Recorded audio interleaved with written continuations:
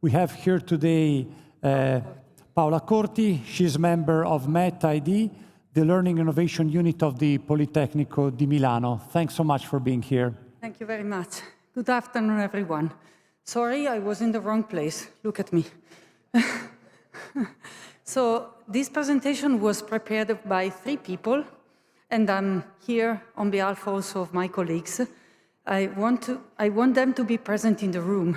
Eleonora Panto, she's a very active member of the Wikipedian community, extremely active in Italy in order also to promote Wiki for Monuments projects, which is something that is at the heart of what we do. And Jonathan Poritz, he's originally from the United States, working for a long time in Colorado Boulder. He now lives in Italy. That's why he's a member of the Open Education Italia community. He's a mathematician, but he's also a wonderful coder. I'm totally not a coder. I'm not an expert in software. I am an instructional designer mainly.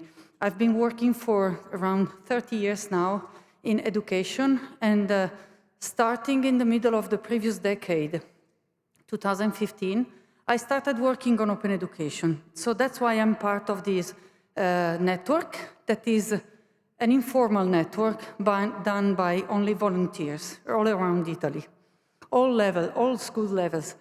So this is an interesting slide for me because I've been learning a lot myself working with Jonathan. He has been working with free software for decades. I have not, okay?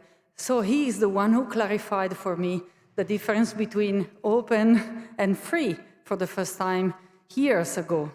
And it's interesting for me because his cultural background actually helped me understand why free was born in a way that could be mixed between free software, like open, how do we intend open now, also in open education, and the concept of free beer. Actually, luckily for us in Italian, we have 2 different words.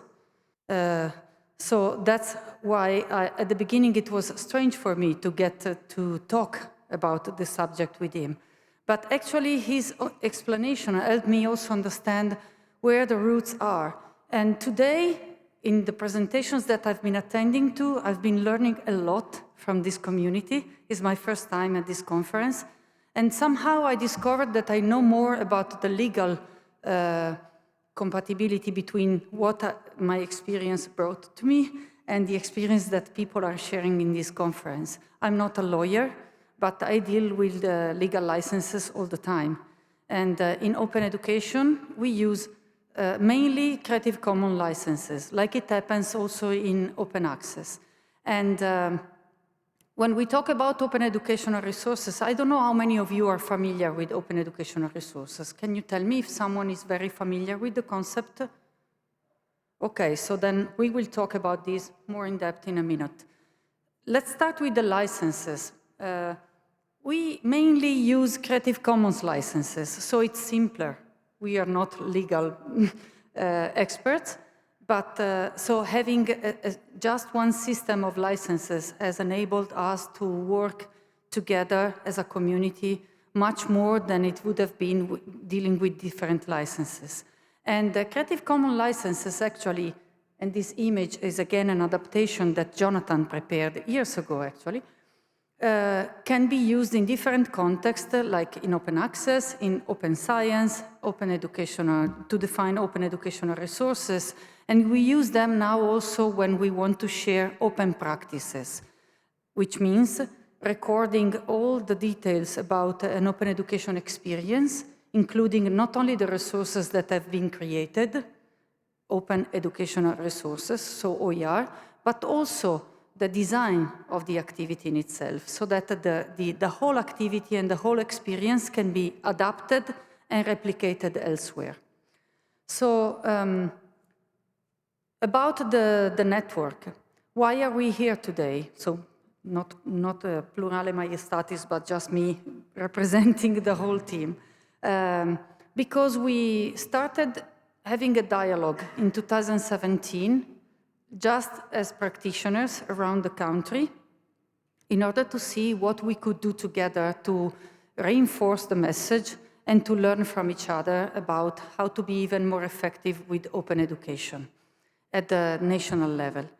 We are a very informal network of people. We are not a legal entity, so this is very challenging if we want to do something more effective or impactful, and we need to be backed up by other organizations, okay? Just to be extremely clear about who we are and what we do.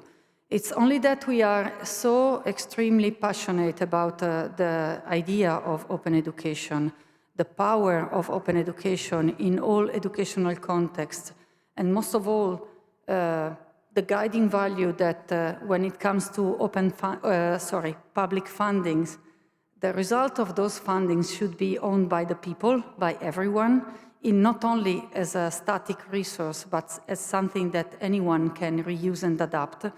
That for us working in public schools, public universities, and public organizations, it's a part of who we are to continue sending out this message. And we are here because it would be ideal to cross those silos that we are working into the open arena, like open science, open access, open education, and open software. I strongly believe that, I'm sure that I need you. I need you because you have skills that I don't have, and the skills that I have sometimes are not enough to be as effective as I want in letting the roll ball to the next teacher, to the next professor, to the next practitioner. So that's why we decided as a network to join you today. And we've been doing a lot of collaborations so far. We've been promoting open education. We've been hosting webinars that, of course, were free for anyone to join. The materials are released with a CC BY license, meaning anyone is invited, not only welcome, but invited to download, to open them in editable format, because they are never shared with a PDF version, and adapt them to the context they are working in, so that they can be even more effective for the cohort of people that they have in front of them. And part of the work that we are trying to do also is to, for example, write to ministers, to invite them to sit with the open education community and start talking about what we can do together in order to move the public education context toward more openly shared content and software together with them. So if you're not familiar with the definition of open educational resources, I colored pieces of this definition because I think that each piece is extremely clear in conveying the message. We are talking about open educational resources when we talk about learning, teaching, and research materials, because research materials can be adapted to be educational through instructional design work. And that come in any format or medium. So I'm talking about texts, slides, videos, exercises, podcasts, audio files, whatever is created by teachers and students, or teachers and students together, even better. And that reside either in the public domain or are under copyright, but associated with a license that gives everyone permission, okay, the public permission to no-cost access, reuse, adaptation, and repurpose. And then redistribution by others. Why redistribution is very important? Because students can retain access to the resources even when they are out of the learning experience. Meaning, if I'm using a paper from a journal in university, I have a deadline after which I don't have access anymore to that paper, even if I had access for free in my own university library. If the resource is open access, I can not only download the resource, which means that I can have it forever, but I'm going to have always access to this resource. So if I'm working, if I am, so I'm studying while working and I need to go back to this resource because I am late with my exams, it's not that I have to pay to have access to that resource. But also, if I finish my university path and I want to go back to this resource because I don't remember the details, I will always be able to access it. Or if I'm older and I want to study, like I'm doing since I was 6 years old, I always have access to resources, whichever the path I'm taking is. So this is why publicly funded resources should become open for anyone. I'm not going into the details of the UNESCO year recommendation, but since 2019, we have a strong and powerful and very clear political document that could guide public education as a first, and also private education. But let's start with public. We have action areas that the UNESCO year recommendation provided us in order to build capacity, to work at the policy level, to work with the formats of resources and build on the formats that are available for anyone, build the infrastructure, and work in collaboration at the international level. Actually, I would invite you to explore directly the guidelines that UNESCO provided, but I've been lucky enough to participate to the co-creation of these guidelines as a member of the volunteers in the community. So UNESCO started from some documents that the community at the global level provided to suggest how to implement the UNESCO year recommendation at the institutional level and at the national level. Those very practical suggestions were the starting point for UNESCO to draft these guidelines that are now official policy documents. So it's a good example for me to say that sometimes institutions listen to the community work. And this is a good example because those guidelines are helpful also for me. I've been learning a lot from colleagues all over the places to do that part of the work. In order to work in the present time with open educational resources, given we have access to new tools that we have to learn to use, at least we have to learn better in order for us to be able to support students, being mindful of what they have in their hands, the real power of those tools, and the limitations, the boundaries, and the constraints. UNESCO organized also a conference in Dubai last year, releasing this document that is supposed to be a guiding document to work together on AI tools and open educational resources.